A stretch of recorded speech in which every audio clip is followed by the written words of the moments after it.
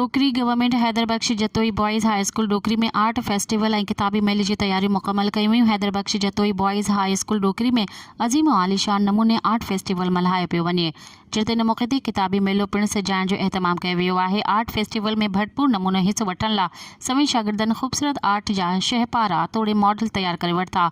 29 नवंबर खां 30 नवंबर ताईं यानी 2 ॾींहं जारी रहंदड़ फेस्टिवल में सिंध जा नामियारा आर्टिस्ट, उस्ताद, शागिर्द, शागिर्दियाणियूं, सहाफ़ी ऐं सानिया वंद शहरी शिरकत कंदा। इन सिलसिले में दावतनामा तक़सीम कया पिया वञनि। होॾां किताबी मेलो में सिंधिका, रोशनी पब्लिकेशन, पीकॉक पब्लिकेशन, सिंधी अदबी बोर्ड, लैंग्वेज अथॉरिटी, सकाफ़त खाते तोड़े ॿियनि अशाती इदारनि पारां किताबनि जा स्टॉल लॻाया विया वञनि, जिते इंतहाई रियायती अघ ते किताब मिली सघंदा।